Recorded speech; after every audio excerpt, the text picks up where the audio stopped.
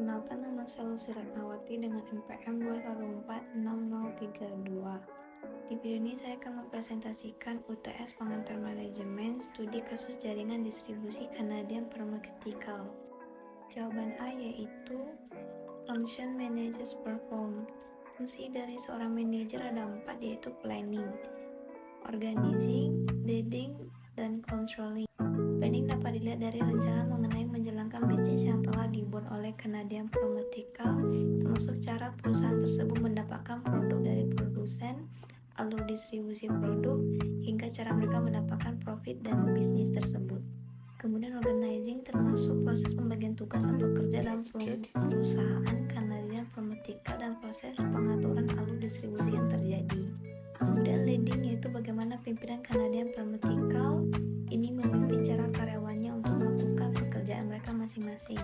Kemudian controlling yaitu dilakukan oleh para manajer setelah dan ketika karyawannya melakukan pekerjaannya supaya dapat mendeteksi kekurangan atau kesalahan yang terjadi dalam perusahaan. Kemudian manajemen roles. Menurut penelitian Harry Mitzberg, manajer sebenarnya memiliki 10 peranan dasar yang digolongkan menjadi 3 kategori dasar, yaitu interpersonal roles, informational roles, decisional roles. Interpersonal roles yang pertama itu sosok atau figur, yang kedua pemimpin, yang ketiga itu penghubung. Dalam kasus di atas, manajer berperan sebagai penanggung jawab dan simbol dari perusahaan atau figurehead yang bertugas memimpin para karyawan di bawahnya dalam melakukan pekerjaan mereka serta mengelola kinerja yang telah dilakukan atau leader, dan membangun komunikasi networking pihak produsen, manufaktur obat dan pihak rumah sakit serta karyawan dan perusahaan atau dozen. Yang terakhir yaitu informational roles. Seorang manajer berperan sebagai pengelola informasi yang juga terbagi menjadi 3 peran, yaitu pemantau atau monitor, penyebar informasi atau disseminator, yang ketiga yaitu juru bicara atau spokesperson. Kemudian decisional roles atau peran pengambilan keputusan. Seorang manajer juga berperan sebagai wirausahawan, pemecah masalah, pembagi sumber daya, dan perunding. Kemudian skill managers need. Ada technical skill, human skill, dan conceptual skill. Technical skill adalah keahlian teknis berhubungan dengan hal-hal yang bersifat operasional atau berhubungan langsung dengan pelaksanaan pekerjaan. Human skill adalah keahlian yang interpersonal, berkaitan dengan kecakapan dalam berinteraksi dengan orang lain dan berkomunikasi secara efektif. Conceptual skill adalah keahlian konseptual. Dalam kasus di atas dapat dilihat dari keahlian pemimpin Canadian Pharmaceutical dalam menetapkan tujuan organisasi, merumuskan rencana bisnis, menyusun strategi perusahaan, mengorganisir seluruh departemen, mengoptimalkan sumber daya, memperluas pasar, dan menaikkan profit secara berkesinambungan. POAC merupakan sebuah prinsip manajemen organisasi yang terdiri dari planning, organizing, evaluating, dan controlling. Dalam kasus di atas, Canadian Pharmaceutical menentukan bidang dan tujuan perusahaannya, yaitu sebagai sebuah perusahaan yang bergerak dalam bidang distribusi alat-alat kesehatan dan produk obat-obatan. Kemudian ada organizing.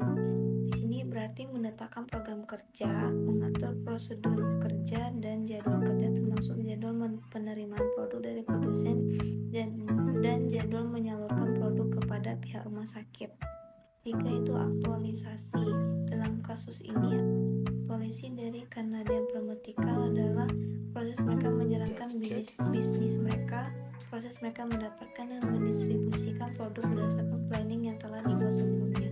Yang keempat, controlling. Controlling di Canadian Pharmaceutical dapat dilihat dari ketepatan waktu mereka dalam mendistribusikan produk dan kualitas produk yang mereka distribusikan, terkait masalah quality control mereka, dan final check untuk memastikan produk yang disalurkan adalah produk yang bagus. Jawaban dari nomor 2 itu permasalahan paling utama di kasus ini adalah waktu dan kualitas produk. Jadi diperlukan adanya penerapan POAC atau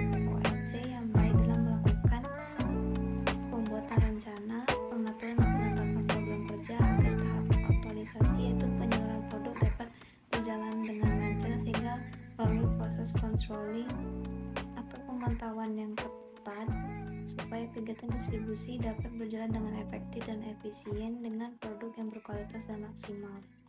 Yang pertama itu identifying the problem. Pembahasan dalam kasus ini adalah mengenai ketepatan waktu dan kualitas produk.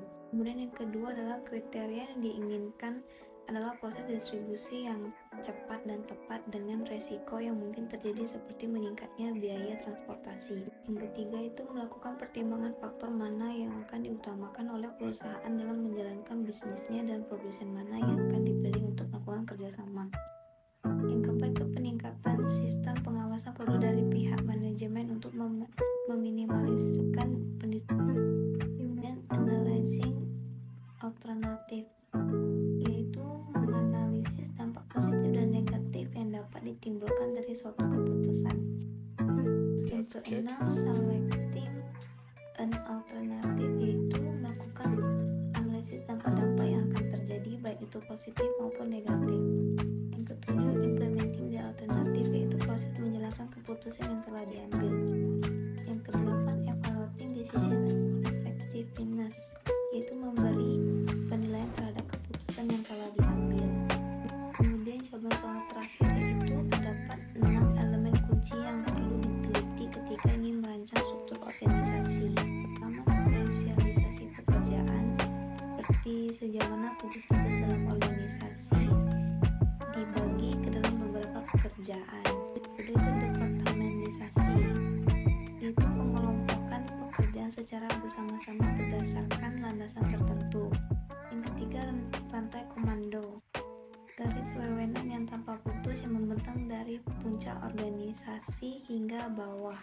Yang keempat, rentang kendali, yaitu menunjukkan bahwa banyaknya karyawan yang mampu dipimpin oleh seorang manajer secara efisien dan efektif.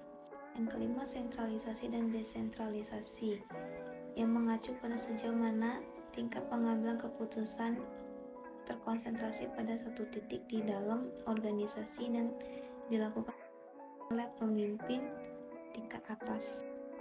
Yang keenam itu formalisasi, itu betapa terstandarisasinya pekerjaan-pekerjaan di dalam organisasi dilakukan.